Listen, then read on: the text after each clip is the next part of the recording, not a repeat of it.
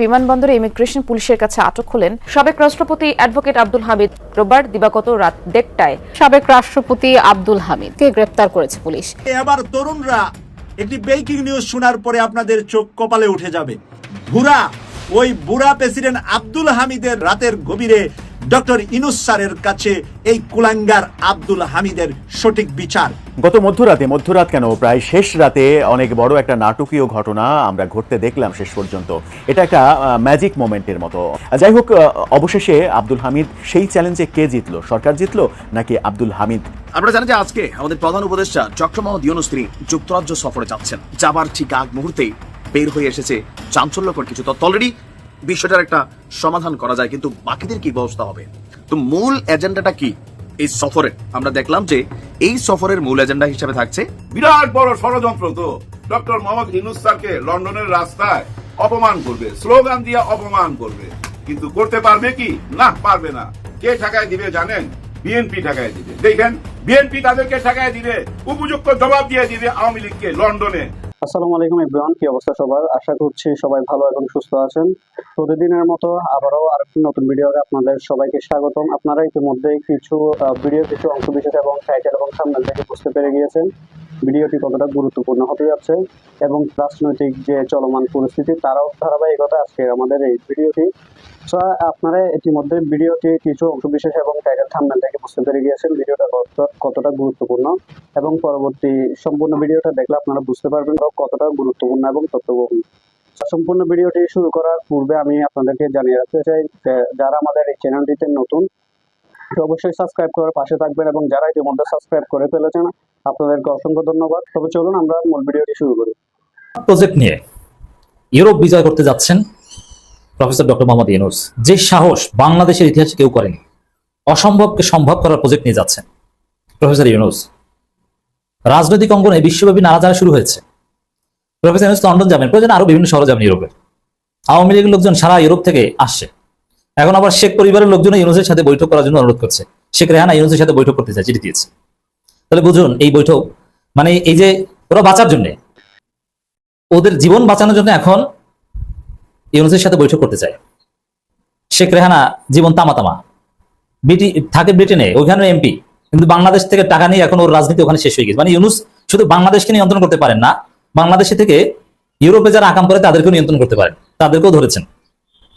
যার ফলে এখন তাদের দৌড়ঝাঁপ শুরু হয়ে গেছে। এই যে টিউলিপের জীবন একদম তামা, বাংলাদেশ থেকে আওয়ামী লীগ যেরকম পালিয়েছে, সব সাজানো সংসার ভেঙে গেছে, ওইরকম টিউলিপের ব্রিটেনের সাজানো সংসার ভেঙে গেছে। আবার এরকম একটা পরিস্থিতিতে পড়েছে আওয়ামী লীগ।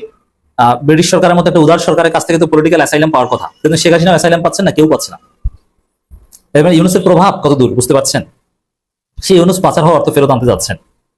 এতে পাচারকারীদের দৌড়ঝাঁপ শুরু হয়েছে। এমনকি এটা বিএনপির জন্য একটা কঠিন বার্তা, কিন্তু আনন্দের খবর জামাত শিবিরের জন্য, কারণ জামাতের কেউ অর্থ পাচার করে না। আর বিএনপির জন্য কেন এটা দুঃসংবাদ এই কারণে যে এই যে অর্থ পাচার বা পাচার হওয়া অর্থ যদি ইউনূস ফেরত আনতে পারেন, তাহলে পাচার হওয়ার রাস্তা বন্ধ হয়ে যাবে। যে পাচার হওয়ার অর্থ ফেরত আনতে এনেছে, তাহলে তার পাচার করবে না ওইখানে। এবং পাচার হওয়া অর্থ যদি ফেরত আনে, তখন আরো কারা পাচার করেছে সব তথ্য বের হয়ে আসবে। আর তাতে বিএনপির নামও যাবে। বিএনপি যখন ক্ষমতা ছিল তখন তারা প্রচুর টাকা পাচার করেছে, সেগুলো নিয়েও কিনা টানাটানি শুরু হয়ে যায়। অর্থাৎ বিএনপি এখানে ভয় আছে। আবার এই 5 আগস্টের পরও বিএনপি অর্থ পাচার করেছে ব্রিটেনে, এই 5 আগস্টের পর। অতএব এটা নিয়েও ভয় আছে তারা। এই স্বাধীন বাংলাদেশে 5 আগস্টের যে স্বাধীনতা, এরপরে সর্বপ্রথম অর্থ পাচার করে যুব দলের সভাপতি সেক্রেটারি ইসলাম গ্রুপের কাছ থেকে 200 কোটি টাকা নিয়েছে, 180 কোটি টাকা পাচার করে দিয়েছে, এবং 20 কোটি টাকা দিয়ে ইসলামী ব্যাংকে নাশকতা করার চেষ্টা করেছিল। এবং 20 কোটি তো লাগে না, আর তো 1 লাখ 1.5 লাখ টাকা খরচ করলে ইসলামী ব্যাংকে নাশকতা করা যায়, কিন্তু পারেনি। বাকিটা ওরা চেয়েছে। ইসলামী ব্যাংক কর্তৃপক্ষ লিখিত অভিযোগ করেছে যুব দলের সভাপতি সেক্রেটারিকে আসামি করে। তো একদিন না একদিন ধরা পড়বে যে বিএনপির লোকজন তো টাকা পাচার করে, তাদেরটা তারেক রহমানের ব্যয় নির্বাহ, লাইফ এক্সপেন্ডিচার কিভাবে কি নির্বাহ করেন, এটা নিয়েও তো প্রশ্ন উঠছে। কোথায় টাকা পান? টাকার উৎস কি? বাংলাদেশ থেকে পাঠালে কি পাচার করে পাঠায় ইসলাম গ্রুপ, না বৈধ চ্যানেলে পাঠায়? এসব প্রশ্ন উত্তর সহজে মিলবে না। তারেক রহমানের যে এখানে লাইফস্টাইল, হিউজ এক্সপেন্ডিচার, এটাও ইসলামের টাকা বা এগুলোর সম্পৃক্ততা থাকা সম্ভব নয়। যেমন সালাউদ্দিন আহমেদ এটা স্পষ্ট হয়ে গেছে যে চট্টগ্রামে আওয়ামী লীগের এক নেতার মাধ্যমে ইসলাম গ্রুপ টাকা পাঠাতো, এক হিন্দু কর্মীর মাধ্যমে টাকা পাঠাতো সালাউদ্দিন আহমেদের কাছে। সালাউদ্দিন আহমেদ লুঙ্গি পরে তাদের সাথে বৈঠক করতেন, প্রায় যেতেন। ইসকনের এক সদস্যের মাধ্যমে টাকা পাঠাতো ইসলাম গ্রুপ সালাউদ্দিনকে। কিন্তু তারেক রহমানকে কিভাবে টাকা পাঠায় এটা কিন্তু স্পষ্ট না। এখন এই প্রফেসর ইউনূস যে পাচার হওয়া অর্থ ফেরত আনতে যাচ্ছেন, তাতে কিনা তারেক রহমান এটাও বের হয়ে আসে, বলা যায় না। যে অমুক গ্রুপ বা অমুক কোম্পানি অর্থ পাচার করে তারেক রহমানকে দিয়েছে, সন্দেহ থেকে যায়। আবার দেখেন একটা বিষয়, এই পাচার হওয়ার রাস্তা যদি বন্ধ হয়ে যায় তাহলে মানুষ আওয়ামী লীগ বিএনপি করবে কি জন্য? আচ্ছা, আওয়ামী লীগ বিএনপি কি জন্য করে? চাঁদাবাজি করার জন্য, অর্থ পাচার করার জন্য, দুর্নীতি করার জন্য। নইলে আওয়ামী লীগ বিএনপি করে না। দেশের সেবা করার জন্য, আল্লাহ সন্তুষ্টির জন্য কেউ আওয়ামী লীগ বিএনপি করে না। চাঁদাবাজ যদি একদম বন্ধ হয়ে যায়, দুর্নীতির রাস্তা, পাচার করার রাস্তা একদম বন্ধ হয়ে গেলে আওয়ামী লীগ বিএনপি এমনিতেই শেষ হয়ে যাবে। আল্লাহ সন্তুষ্টির জন্য রাজনীতি করে জামাত ইসলাম, ইসলামী আন্দোলন বাংলাদেশ বা ধর্মভিত্তিক দলগুলো মানুষের সেবা করার জন্য। আর এর বাইরে শুধু দুনিয়াবী উদ্দেশ্যে মানুষের সেবা করার জন্য রাজনীতি করে এবি পার্টি টাইপের কিছু দল। এবি পার্টি নিয়ে আমাদের স্ট্রং ক্রিটিক আছে, জামাত থেকে বের হয়ে গেছে এজন্য। কিন্তু একটা পলিটিক্যাল পার্টি হিসেবে যদি তাদেরকে মূল্যায়ন করি, তারা চাইলেও তো আওয়ামী লীগ বিএনপির মতো দুর্নীতি করতে পারবে না বা পারে না। অর্থ পাচার বা এগুলো উদ্দেশ্য না, তাদের উদ্দেশ্য একটা নতুন ধারা রাজনীতি করা, ক্রিয়েটিভ কিছু করা। তারা ইউরোপ আমেরিকাকে যথেষ্ট ফলো করে। তো এই জন্য দর্শক, আওয়ামী লীগ বিএনপি করে মূলত টাকা পাচার করার জন্য, দুর্নীতি করার জন্য, চাঁদাবাজি করার জন্য। এগুলো বন্ধ হয়ে গেলে আওয়ামী লীগ বিএনপি পাবে না। বারে বেকুসুর মাসুম। আমি কাকে নিয়ে কথা বলছি নিশ্চয়ই আপনারা বুঝতে পারছেন।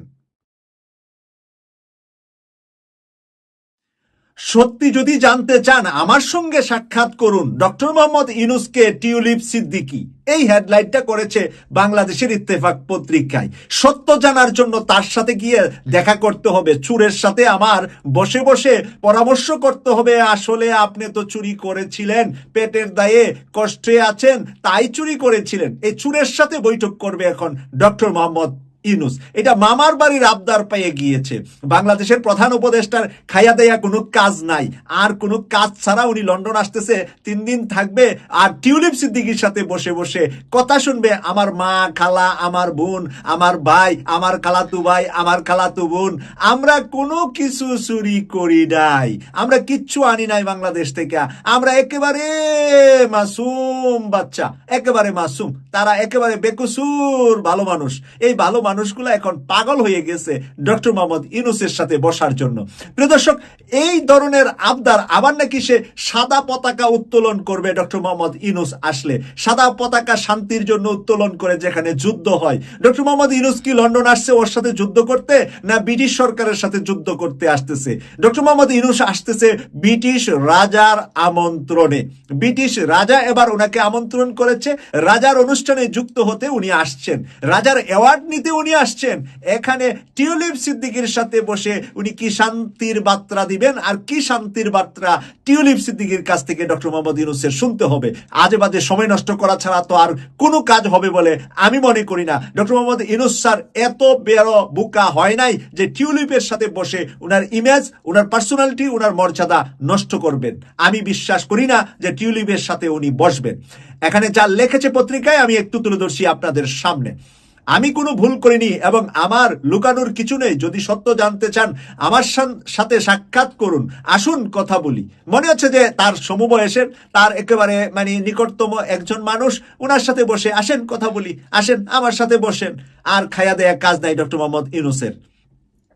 বাংলাদেশের প্রধান উপদেষ্টা ডক্টর মোহাম্মদ ইউনূসকে হ্যাশট্যাগ দিয়ে এক্স-রে পোস্ট করেন বাংলাদেশের সাবেক প্রধানমন্ত্রী শেখ হাসিনার বাগ্নি, সাবেক ব্রিটিশ মন্ত্রী টিউলিপ সিদ্দিকী। আমি এই কারণেই বলছিলাম যে বিলাই গাছে উঠছে, মানে কম বিপদে পড়া না।